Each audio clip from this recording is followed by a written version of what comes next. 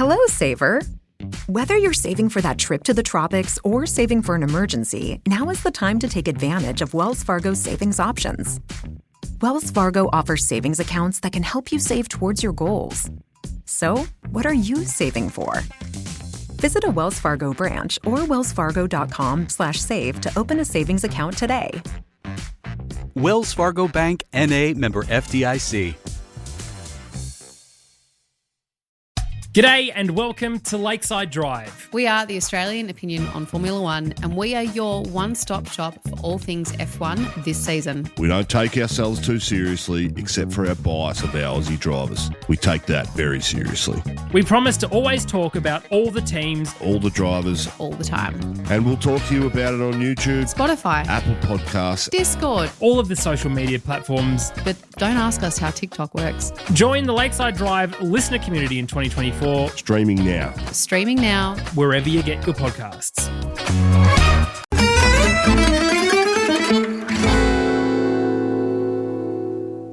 The Pellegrini red card is one situation, and obviously that all relates to a non-stoppage in play, Christian Pulisic trying to play on. I think Pulisic is within his right to play on to the whistle. I understand that we can get into squabbles about sportsmanship and what he did or didn't know about the play behind them. But at the end, if it's a head injury, it is the referee's responsibility to stop the play, not the players. So I think he's within his rights. And I think that Pellegrini needs to keep his cool a bit better there. The two red cards after that are harder to judge. Marisic, we have no idea what he said. And in the end, Marisic, if he said something awful, then that's a red card offence. And Italian referees are quite stringent on back chat in general. I think if you compare them to Premier League referees, they do put up with much less. And you know, we've seen everything from sarcastic claps getting a straight red card before now. So yes, don't talk back is good advice. But the Guendouzi one is the one that I think is the most borderline, because he's being tugged and he's just retaliating a little bit. But I think other than that, the first two... And he's an Arsenal legend, Nicky, lest we forget. Exactly. Yeah. But the other two, I'm maybe not as outraged. But I think the overall handling of the game was awful, and it was completely sort of one of those feelings of you've shown your cards too much and now you've lost control. But I think the big decisions, I don't know if I'm as outraged as some people are. I just feel like when it came to Guendouzi and Pulisic actually ended up being sort of the star of the show. He only had to sort of deflect some of the questions that were asked of him in the post-match conference as to whether or not Pulisic was portraying unsportsmanlike behaviour. Did he do anything wrong? Aren't you supposed to play to the whistle? Or do you think he understood what Pellegrini was doing and just went for it anyway because it's also his right and thought, what's going to happen? But between Guendouzi, was Pulisic in the eye of the storm, not knowing, blissfully ignorant of everything that was happening, or quite cunning in how he managed it? Cunning has quite negative connotations, doesn't it? I think it's sort of, the idea that you're being snide. I think he did a good job in dribbling away from Luca Pellegrini, and then that's a clear second yellow card. That's really naive defending. And as Nicky said, you can't decide that your teammate has a head injury, so you're going to stop playing. If you're really concerned, just kick the ball into touch. He's a yard away from the touchline. So that would have been very simple to resolve, and that would have kept it 11 against 11. The Marisic one, we don't know whether he... often, actually, it's bizarre. Marisic has been in the league for many years now, but often you can actually fall more foul of the officials if you swear in your native tongue because they don't know what you're saying and they just interpret. A bit like Jude Bellingham, I think he said, it's a goal for F's sake. And then... I love the accent. Well, if you've got it, flaunt it. Do you remember in Serie A as well, Ademola Lookman got booked for pointing the look man gesture because they thought that was something like... Yes, that's so true. I like that.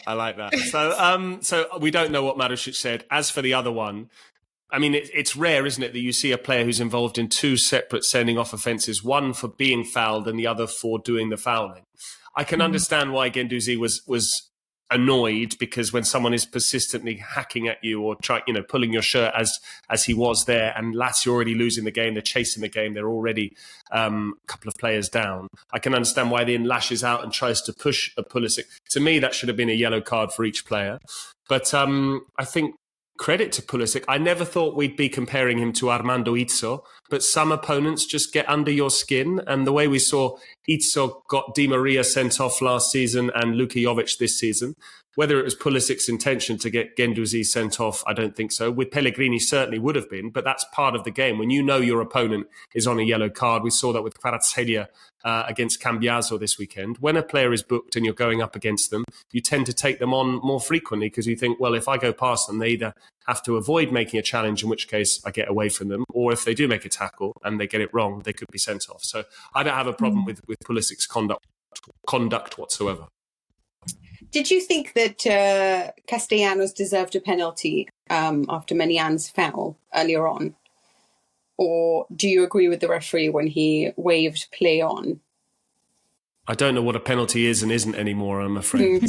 No, honestly, neither do I. I feel like, and it's quite a bit of it's quite difficult. It's becoming quite difficult now. This is a slightly self-indulgent professional moment. But as a commentator, there's rarely a game goes by in Serie A where there's not a penalty to commentate on.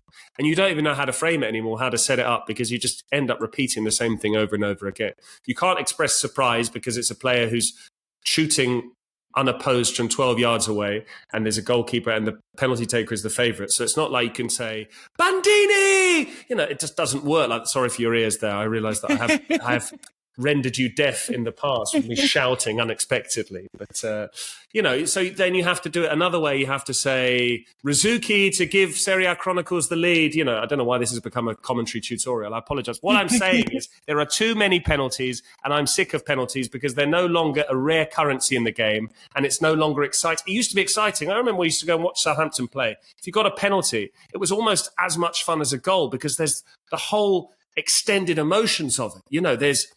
I realise this is a massive tangent from what was a yes-no question as to whether it should have been a penalty. But, there's that whole... I love the way the emotions carry on for a penalty. First of all, there's a player going into the box, then he gets fouled, then there's that pause. Is the ref going to give it? Yes, they're going to give it. Now you have all this sort of drawn out, okay. VAR moment. All that sort of stuff. Mm-hmm. So I think there's something very special about penalties, and I'm worried that they're being ruined a little bit by the frequency with which they're being awarded. So I'll let Nicky handle whether or not Castellanos should have had a penalty or not. I don't know. Head to SerieAChronicles.com/Patreon now and subscribe to the Chronicles Tifosi Patreon membership with a free 7-day trial. Get early access to every full-length episode and voice note before the rest of the world. Plus, all episodes are 100% ad-free. And you get bonus Patreon-only exclusive episodes, video episodes, and behind-the-scenes extras. Also, be sure to join the new chat community in the Patreon app and chat with fellow subscribers. Sports Social Podcast Network.